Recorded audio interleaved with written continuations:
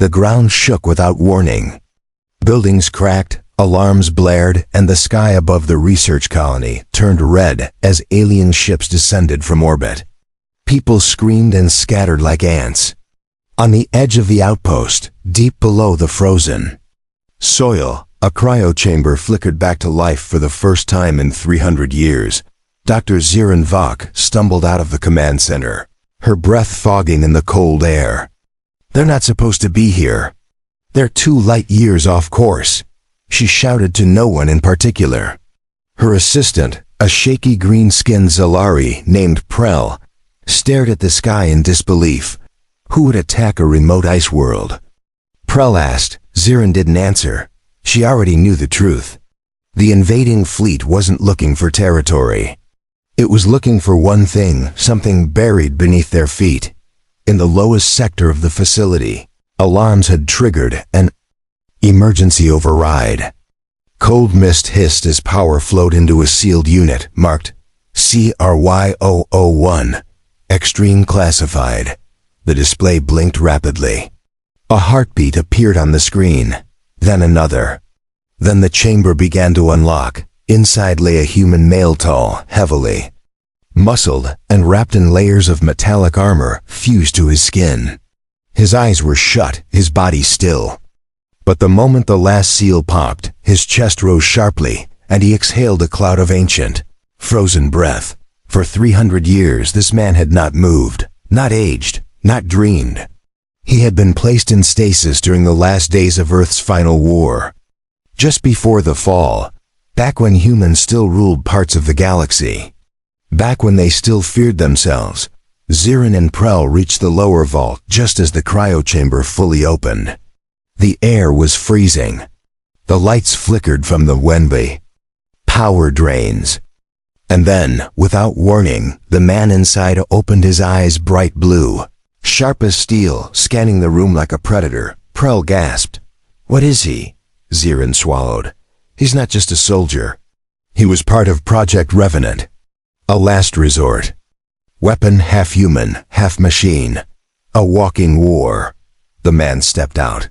His movements were precise, almost mechanical. He looked around and spoke for the first time in centuries. "Status report. Location. Enemy identification." Zirin stepped forward slowly. "You're on 09, a science colony. You've been asleep for 300 years. Earth is gone. The war you were built for is over." The human tilted his head. "Incorrect. Conflict detected above ground." "Hostile forces?" "Yes," Zirin said. "A mercenary fleet from the Koran Empire. They've breached the outer defenses." He didn't wait for permission.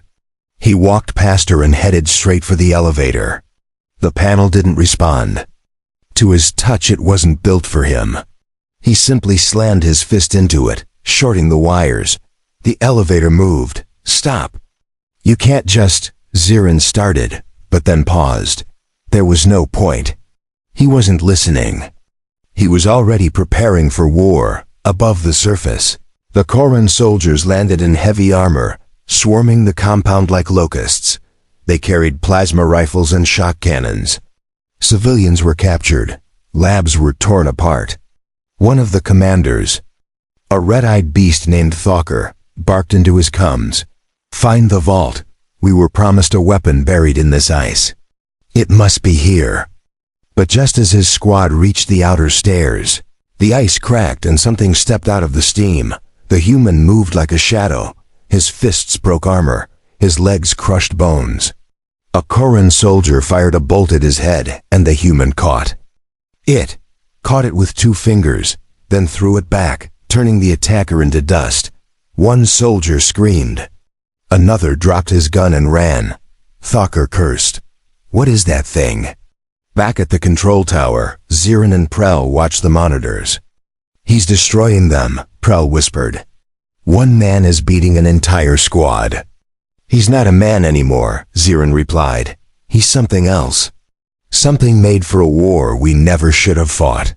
They watched as the human took down a dropship, using only a pipe ripped from the building. When more Koran reinforcements came, he activated the cybernetic plating on his arms. It shimmered like liquid steel. Energy pulses rippled from his back. Prell stepped back in fear. What if we can't stop him after this? Zirin didn't reply. She was thinking the same thing. This human, this relic from another age, had no loyalty. No master. He had only his training. Only his purpose. And now that he was awake, the galaxy would soon remember why humanity once terrified every other species, not because of their weapons, not because of their numbers, but because of what they could become when they had nothing left to lose. And he had just begun to fight. The Corran forces had sent in their elite. 6 dropships landed around the colony, and from each one marched warriors clad in red exo-armor, carrying gravity hammers and pulse blades. These weren't raiders. They were execution squads, sent to eliminate high-value targets. But they hadn't planned for him. The human didn't hesitate. He charged into their formation like a storm. His fists shattered helmets. His boots cracked reinforced stone.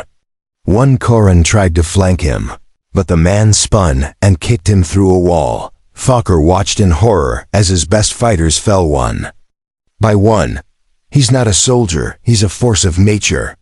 Inside the base, Zirin and Prell tried to evacuate the remaining scientists, but all communication lines were jammed. Emergency signals didn't reach orbit. The colony was trapped. They had one weapon and they had no control over him. He's not even using weapons, Prell said. He's just fighting. That's because his body is the weapon, Zirin replied. His muscles are enhanced with carbon-threaded fibers. His bones are reinforced. His nervous system was rebuilt for combat. He doesn't need guns. But if he finishes them, what happens next? Zirin paused. She didn't want to say it, but she was thinking it. If he could destroy the Corran army alone, what would stop him from turning on everyone else? Outside, the human climbed onto the last remaining dropship. A Corran gunner aimed a rail cannon at him and shouted, "Stand down, relic." The human tilted his head slightly, then jumped. The impact crushed the cockpit. Sparks flew as he tore into the ship's engine core. It exploded behind him as he leaped away, landing on the snow with no sign of injury. The sky lit up with fire. As debris rained down across the outpost, inside the tower, Prell gasped. He's done it. He beat them all. But Zirin wasn't smiling. She looked at the data feed. The man's vitals were accelerating. His heart rate was rising. Not from strain but excitement. He's not finished, she whispered. He's just warming up. The human walked toward the tower doors. They opened with a hiss. Scientists backed away. Security droids froze. His presence was overwhelming. Heavy steps echoed through the halls.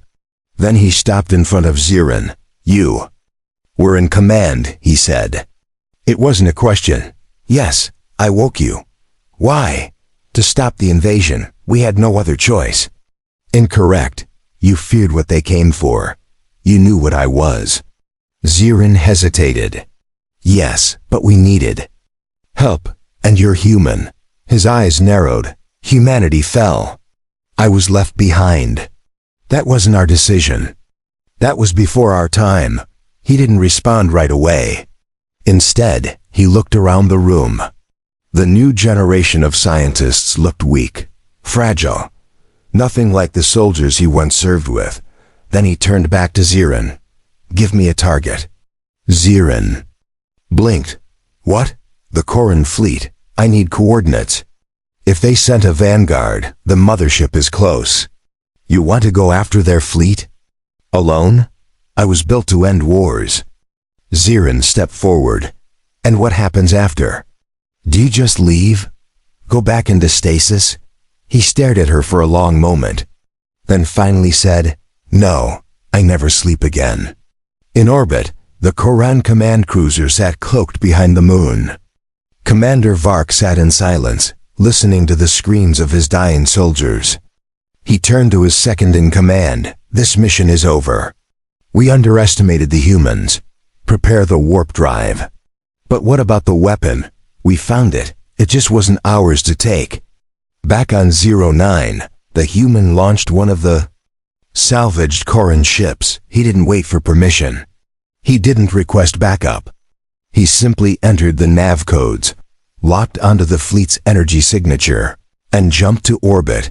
Zirin watched from the tower window as the ship vanished into the sky. We may have just unleashed something far worse than the Corran. Prell looked at her nervously. Do you think he'll come back? I think the galaxy will have to answer that question soon enough. Minutes later, sensors in orbit lit up. The Corran cruiser was decloaking. Not because it chose to, but because something had torn through its shields. A signal burst through the static. It was a single word: boarding. Then everything went silent, 100 light years away. In a war council chamber on the Corran homeworld, a high priest of the Corran Empire dropped his ceremonial staff. The message on the holoscreen read, 09 compromised. Elite squads. Lost. Cruiser breached. Weapon designation: human.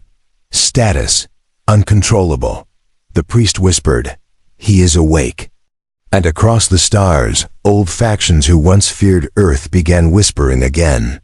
Because if even one human war relic had survived, there might be others, and this one had just started hunting. Inside the Corran command cruiser, red lights spun wildly. Alarms screamed. Soldiers ran through the corridors, shouting warnings in every language.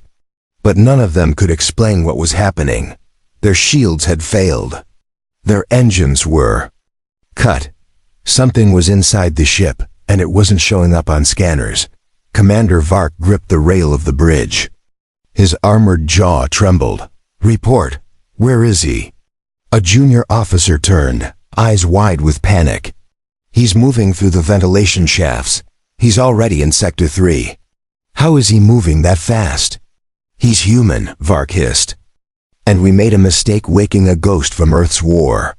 Meanwhile, deep within the cruiser's belly, the human crouched in darkness. His armor had reformed into stealth mode, blending into the shadows. With quiet efficiency, he snapped a power junction open, rerouted the magnetic seals, and triggered a localized blackout. 3 guards entered confused, cautious. They never left the hallway. The human moved like a machine. No hesitation, no noise. One moment, the guards were alert. The next, their bodies hit the floor, stunned and unconscious. He wasn't here to kill unless necessary. But he was here to break something far worse. The Corran chain of command. Back on 09. Zirin stared at the screen in disbelief. The live feed from the Corran ship had stopped, but only after showing something impossible. A human, alone, taking control of a war cruiser meant for thousands. She whispered, "He's not fighting a battle. He's rewriting the rules." Prell stepped closer. "Should we warn someone? The Senate? The Galactic Council?" Zirin shook her head slowly. "They already know, and they're going to panic." In the orbit of the Corran moon, the human reached the command deck. 2 elite guards stood in his path. They raised energy halberds and activated defensive stances. "You will not pass, Relic," one growled.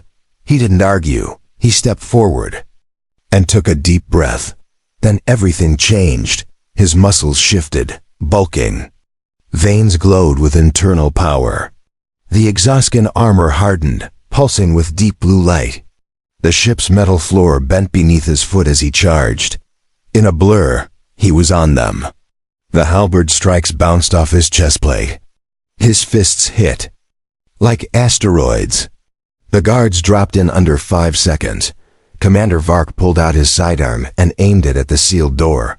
He didn't breathe. His hand trembled. The door hissed open. Steam rolled in. And then the human stepped through. Vark fired. The bolt stopped midair. The human caught it again with 2 fingers. "You came for me," he said. "But you didn't understand what you were digging up." Vark fell to his knees. "We were Told Earth was dead, that nothing remained. That was your first lie. The human reached forward and crushed the control panel on Vark's desk. And now, I'm your reminder. 10 minutes later, the ship's engines rebooted. External. Lights blinked green. The cruiser turned in space away from Corran territory. It now followed human hands. Inside the ship's AI core, a new protocol had been written. The human stood before the command screen and entered a code only he knew. A code from a war 3 centuries old. A backup signal burst through deep space, activating dormant satellites across abandoned Earth sectors. Each satellite flashed once blue dot, then went dark. Across the galaxy, hidden outposts blinked to life. Forgotten human vaults stirred. Locked chambers began countdowns. Something had been triggered. Something Earth never wanted to use again, and only one being had the clearance to awaken it. The relic himself. On 09, Zirin's console pinged .in. Unknown transmission echoed across the stars. Revenant protocol online. Prel read the message aloud. What does it mean? Zirin looked pale. It means Earth's secret weapons were never destroyed. Just buried. And now, one of them is calling the others. Far away in a deep space ruin, an ancient pod stirred. A hand slammed against its inner glass. Eyes opened. Another soldier. Another relic. And the human had sent the signal. One wasn't enough. He needed more. Because something was coming. Something bigger than the Corran. Something that had once defeated Earth and left it in ashes. And this time, humanity would not sleep. Through the war. This time, it would fight as monsters of its own making. And the galaxy had no idea what it had just awakened. 2 weeks passed. The Corran cruiser, once feared across half the sector, now flew under human command. But its new captain didn't sleep in the command chair. He barely spoke to the remaining crew. He spent most of his time in the lower decks, scanning old frequencies, waiting, listening. The message he had sent, Revenant protocol online, was spreading. Vaults that hadn't opened in centuries were responding. Zerin sat alone in her lab, watching the growing list of pinged coordinates. 13 sites have lit up, she said into her log. 10 on dead moons, 3 on lost colonies. Earth's last soldiers are waking up. Prel entered, holding a tablet. Another one came online an hour ago. Deep in the Voran expanse. That system was declared cursed. No life signs, no data. Just blackness. Zirin stared at the screen. It's not cursed. It was erased, one of the test sites for the Revenants. The human now called only Commander by the terrified Corran. Crew watched the same data. Each pinned signal brought a memory, a face, a call sign. They were more than weapons. They were brothers, sisters. Ghosts like him. He wasn't alone anymore. But time was short. Because he wasn't the only one watching, on the edge of known space. Something ancient stirred. A bioship the size of a city drifted silently through the stars. Its skin was alive, pulsing like a heart. Inside, a council of beings cloaked in black robes watched the signal trail. One leaned forward, its voice more thought than sound. They're waking. Another responded. We destroyed Earth to stop this, a third said. We failed. The creatures were the architects, the real reason Earth had fallen. The secret behind the silence that followed the human Corran war. Long ago, they had seeded fear among the species. Manipulated alliances, fueled invasions. They didn't fear planets. They feared humanity. Not for what it was, but for what it could become. And now, after centuries of silence, the very thing they buried was returning. One of the architects whispered, "We must act before more awaken." The bioship changed direction. Target, Corran space. Target, the Revenant signal. Back on the cruiser, the human stood before a window, eyes locked on the stars. He didn't flinch when Zirin entered behind him. You Haven't slept since the battle, she said. I don't need sleep. Then maybe you need a purpose. What are you trying to build? He turned. A warning. Zirin frowned. To who? To the ones who ended us. The ones who made the galaxy think Earth was weak. They used puppets to fight their war. But now I remember. I see their fingerprints. And I won't let it happen again. You think they're coming back? He nodded slowly. No, they're already here. Zirin stepped forward. Then let us help you. You're not ready. Then make us ready. He stared at her for a moment, then handed her a chip. This has schematics. Old Earth tech. Shields, weapons, genetic treatments. Everything you need to survive the first wave. Zirin took it carefully. What about the second wave? He didn't answer, because at that exact moment, the cruiser's warning sirens went off. An object had entered the system. No engine signature, no life signs. But growing fast, Zirin ran to the screen. What is that? The Corran crew scrambled. Shouting, the sensor officer screamed, "It's alive!" It's a ship, but it's made of flesh. The human moved instantly. Battle stations. The bioship dropped its cloak. Dozens of tendrils whipped out from its hull, latching onto space. Debris, feeding off energy. The ship screamed a low frequency, pulse that rattled bones and shattered weak electronics. Then it launched its first attack. A beam of black plasma tore through a nearby moon. The explosion shook the entire sector. Zirin fell. Prell grabbed the wall to stay upright. The Corran crew were in full panic. The human didn't panic. He walked to the weapons console. Target the main artery. The gunnery officer blinked. There are no readouts. It has no weak points. It's alive, the human said. And everything alive bleeds. He launched a barrage. The plasma bolts tore into the bioship. Flesh burned. The creature roared. More tendrils flew toward the cruiser. One slammed into the hull. The human grabbed a rail and shouted, "Redirect emergency power to shields. Brace for breach." The impact rocked the ship. Red lights. Screams, fire. But the ship held. And in that moment, just one Zirin saw the truth. He wasn't just a man, he was the last shield Earth ever built.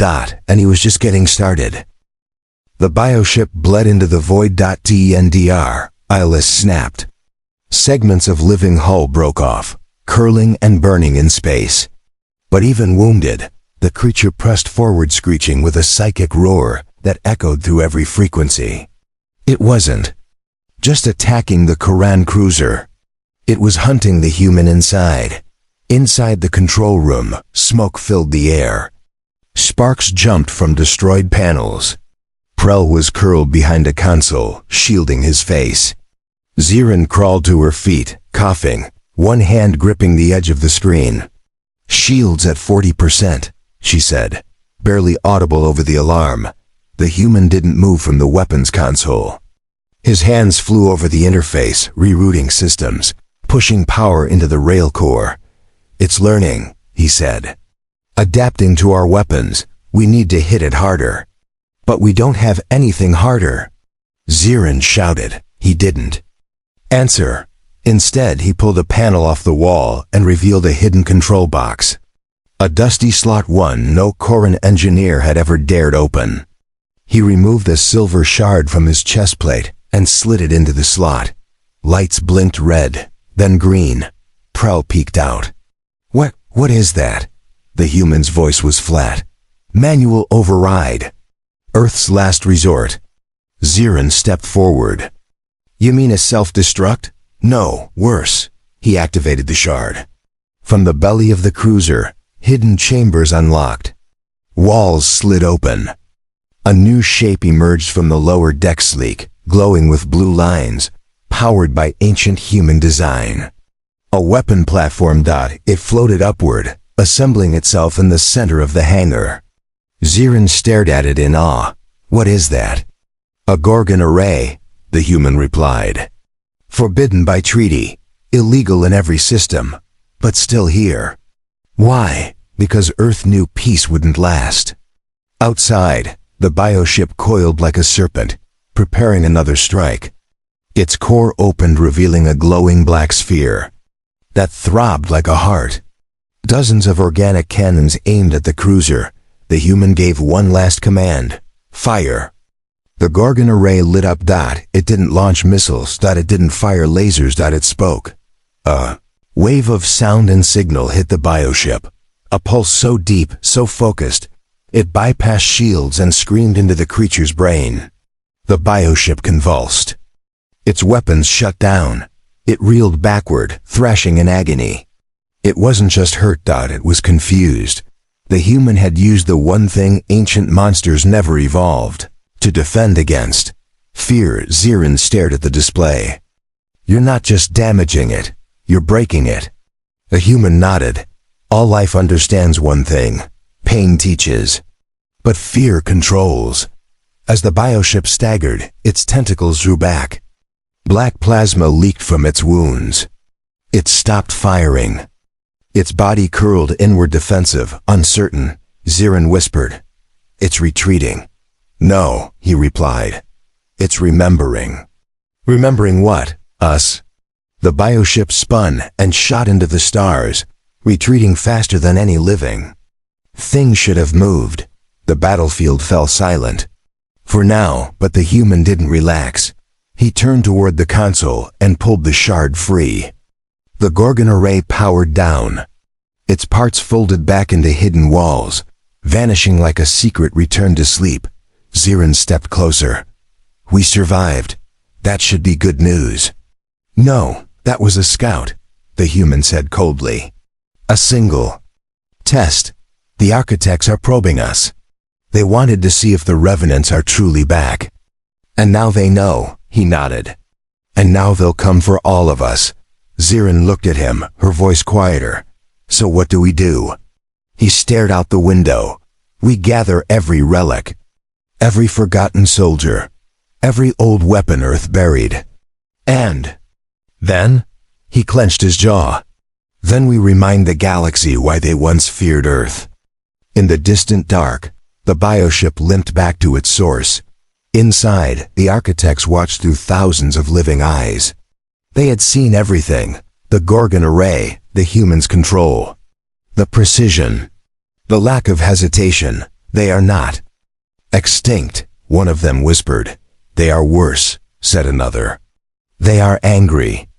A new signal lit up on their display. Another cryopod was waking. Then another, and another. The architects shivered for the first time in eons, because Earth's ghosts were rising, and the dead had long memories. The stars themselves seemed to hold their breath. In a secret system once blacklisted by every major faction, 17 cryopods stood in a circle on a broken planet. Now, one by one, they opened. Cold mist spilled into the scorched air, and from each pod stepped a revenant. Their armor was older than most civilizations. Their eyes burned with human purpose. Each one had been built for a different battlefield: jungle wars, asteroid sieges, orbital boarding raids. But now they stood together again, Earth's ghosts, woken not by generals but by one of their own, the commander. He stood before them, silent. Behind him, Zirin and Prell watched from the dropship ramp, stunned by what they saw. One revenant adjusted a shoulder cannon. Another stretched his limbs with machine-like grace. None spoke until one of them, a tall woman with a plasma-edged staff, stepped forward. "Commander Roke," she said. "Is it true?" "They've returned." Roke met her eyes. "Yes, they sent a bioship. I sent it back in pieces." The others nodded. There was no panic, no surprise, only grim understanding. "So, Earth's gamble failed," the woman said. Roke shook his head. "Earth didn't fail. Earth survived long enough to create us." They turned toward the broken sky. Signals from the architects were growing louder. Ships were converging. Whole fleets, monstrous and silent, were on the move. They would not make the same mistake again. This time they would send everything. Zirin stepped forward nervously. You, all of you. Are you really going to fight them alone? Roke glanced back. No, you'll need help. Science, intelligence, logistics. Roke paused, then nodded. Then help us. Prell raised his brow. Us? Zirin smiled faintly.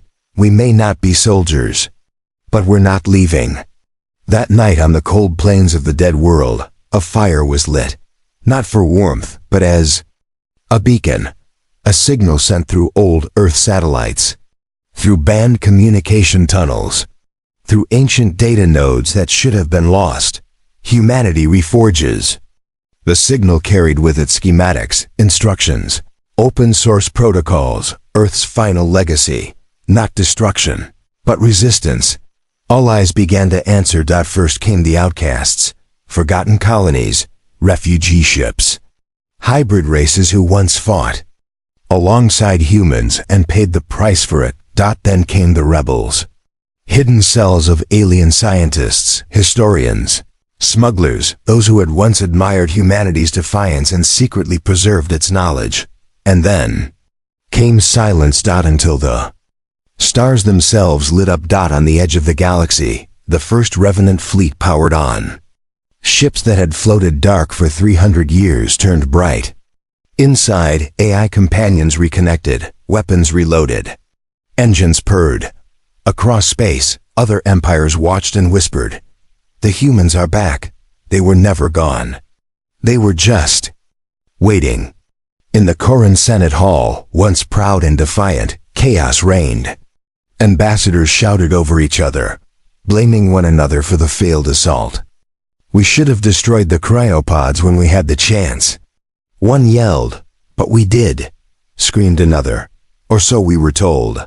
The council fell silent as a screen blinked on. Roke stood there, not threatening, just standing. And then he said 3 words. We remember everything. And cut the transmission. On the Architect bioship, the council of ancient manipulators trembled in silence. They will never kneel again, one rasped. No, another said. They will rise. And we will fall. A third being closed its many eyes. We should have left Earth in peace. But it was too late. The Revenants didn't want peace. They wanted balance. They wanted justice. And they were coming for it. On the edge of battle, with fleets arming for war, Commander Roke stood on the bridge of the reprogrammed Corran cruiser, now renamed Vigilant Dawn. Around him, his brothers and sisters stood in formation. Zerin approached him, offering a datapad. Latest fleet reports. Volunteers from 5 systems. Civilian ships being refitted with Revenant armor. He took the pad but didn't look at it. He looked at the stars.